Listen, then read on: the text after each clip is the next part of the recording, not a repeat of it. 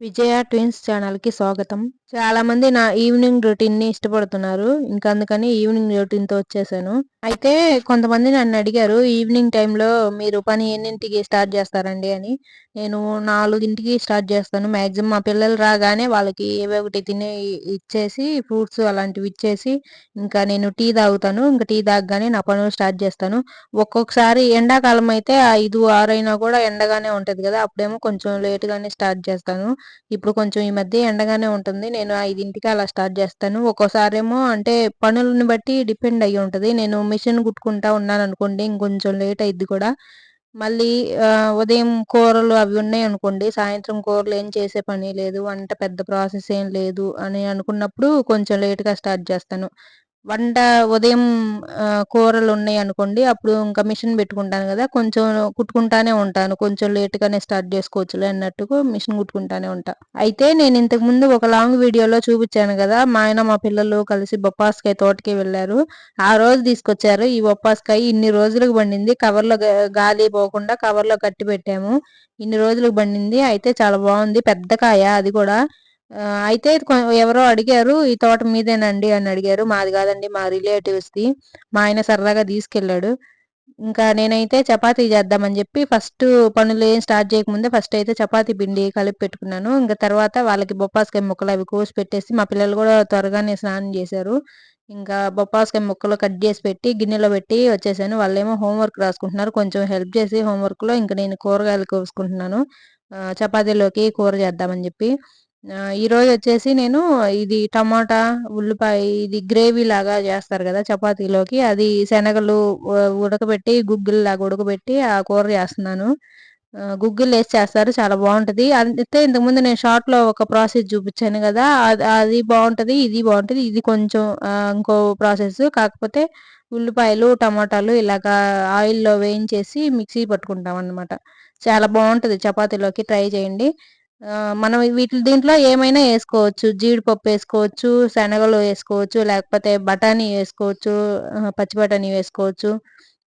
ఇంకా పన్నీరేసుకోవచ్చు. నాకు కాకపోతే పన్నీర్ ఏంటో స్మెల్ పడట్లేదు. బయట తెచ్చుకుందామంటేనేమో అది ఆహ్, ఏదో కల్తీ కలుపుతున్నారు అది ఇది అంటున్నారు గదా! నేను ఇంతకుముందు ఇంట్లోనే జేసి కూరల్లో యేసేదాన్ని. నాకేంటో ఆ పన్నీర్ స్మెల్లే పడట్లేదు అసలకి.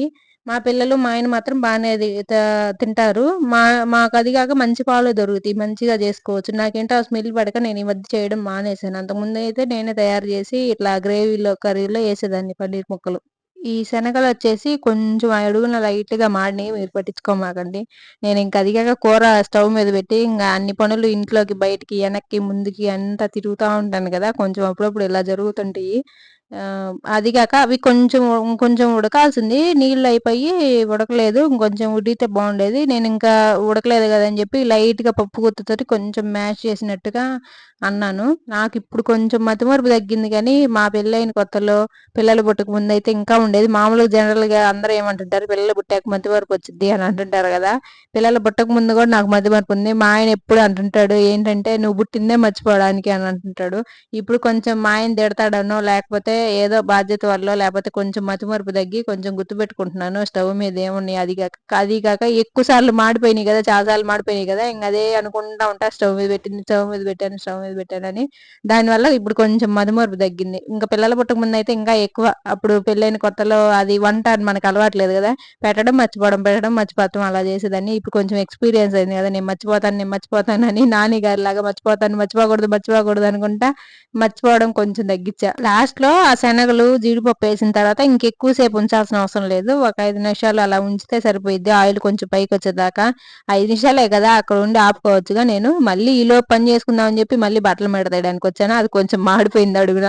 కాకపోతే వీడియోలో చూపించలేదు గానీ, ఇంక తర్వాత మా పిల్లలకి తొందరగానే పెట్టేశాను. వాళ్ళు తిని పడుకున్నారు. పెందలాడి పడుకుంటారు. వాళ్ళు తినగా పడుకోగానే నేను తింటాను. ప్రశాంతంగా ఒక్కదాన్నే కూర్చొని తింటే నాకు భలే ఇష్టము. ఒకటి మా ఆయన ఇంకా లేట్‌గా వస్తాడు. లేట్‌గా తింటాడు. ఇంగ మా ఆయన కోసం నేనసలు అంతసేపు ఎదురు చూడలేను. నాకసలు త్వరగా ఆకలైపోద్ది.